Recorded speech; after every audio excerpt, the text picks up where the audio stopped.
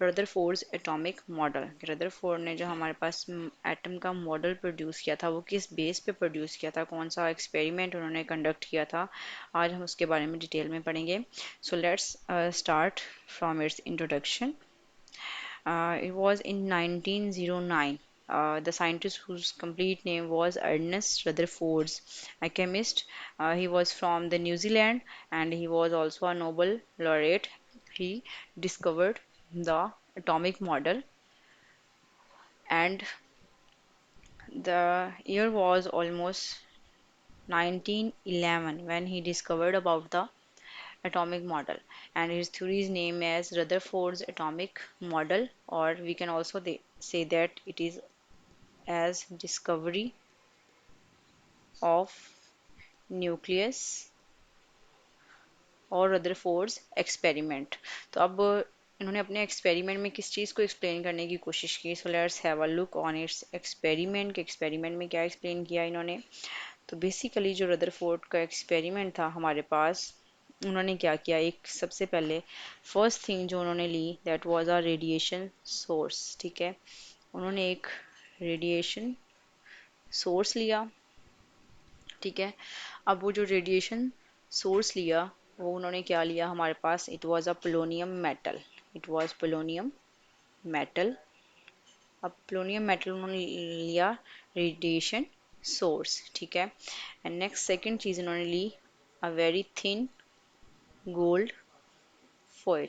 ठीक है, thin gold foil लिया उन्होंने, और वो जो थिन गोल्ड फॉयल था उसकी ऑलमोस्ट जो थिकनेस थी हमारे पास 0.0004 सेंटीमीटर। ठीक है, सेकंड चीज़ होगी, उसके बाद उन्होंने हमारे पास यहाँ पे लिया एक फोटोग्राफिक प्लेट।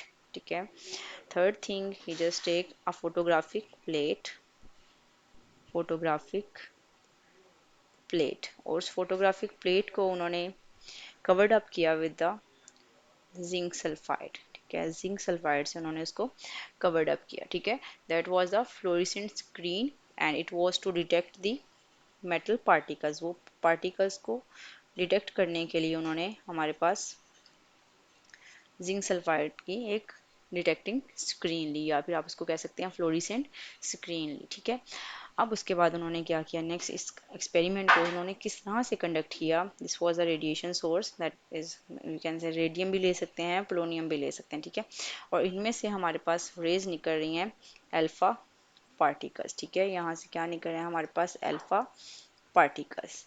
अब ये जो अल्फा पार्टिकल्स हैं जैसे ही थिन फोल गोल्ड फॉइल के साथ स्ट्राइक करेंगे तो उन्होंने ऑब्जर्व किया कि टोटल जो अल्फा पार्टिकल्स थे हमारे पास वो ऑलमोस्ट थे 20,000 अल्फा पार्टिकल्स।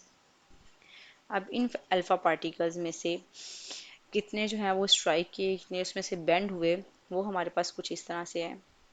इसमें से ऑलमोस्ट 19,990 पार्टिकल्स जो हैं they passed from the gold foil and they strike on the surface of the rounded fluorescent screen।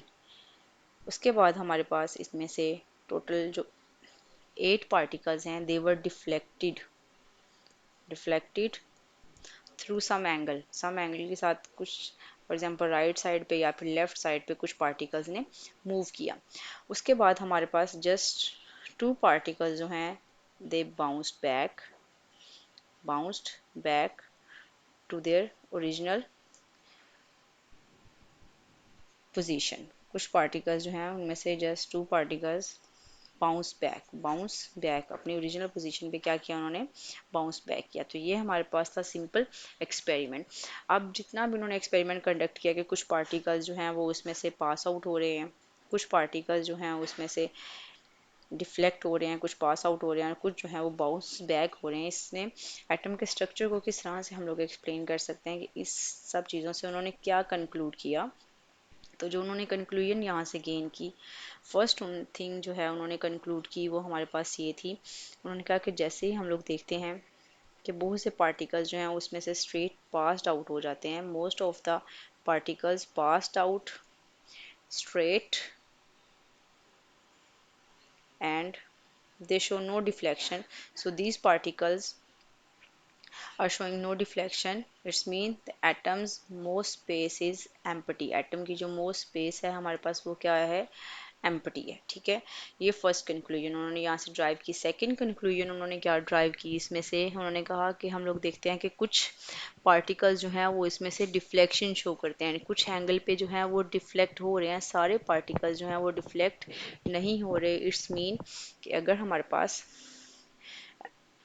Alpha particles deflect हो रहे हैं, डिफ्लेक्ट होने का मतलब है कि इसके सेंटर में कुछ ऐसा पार्ट है जो कि इनकी डिफ्लेक्शन को कॉज करता है, ठीक है।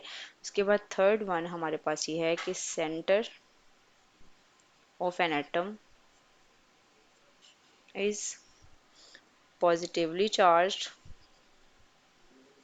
कि जैसे ही हमारे पास जो अल्फा पार्टिकल्स हैं वो उस सेंटर वाले पार्ट के साथ स्ट्राइक करते हैं, they bounced back because alpha particles are positively charged, और जैसे ही ये पॉजिटिवली चार्ज से स्ट्राइक करते हैं दे बाउंस बैक। तो अगर हम स्ट्रक्चर ऑफ एटम को यहाँ पे थोड़ा सा ड्रॉ करके देखें फॉर एग्जांपल, ठीक है, और सेंट्रल पार्ट जो है हमारे पास वो यहाँ पे पॉजिटिवली चार्ज है, और यहाँ पे कुछ रेज जो हैं वो निकल रही हैं, कुछ जो हैं वो पास आउट हो रही हैं, कुछ जो हैं वो डिफ्लेक्ट हो रही हैं सम एंगल पे, और some rays are bounce back, जो बिल्कुल इसके साथ स्ट्राइक कर रही हैं they are going to bounce back, और कुछ जो हैं वो इसके पास से गुजरे हैं, they are showing some deflection with a rear angle. So ये हमारे पास था सिंपल कंक्लूजन के रदरफोर्ड ने अपने एक्सपेरिमेंट से क्या चीज़ कंक्लूड की, ठीक है। और इस कंक्लूजन में उन्होंने न्यूक्लियस को डिस्कवर किया कि सेंट्रल पार्ट जो है हमारे पास एटम का वो पॉजिटिवली चार्ज है, पॉजिटिवली चार्ज मीन, और इसको नेम दिया गया as a nucleus. I hope you guys understand about the Rutherford's atomic experiment or atomic model. And if you have any queries, you can ask me about that in the next section. For that time, have a good day and Allah Hafiz.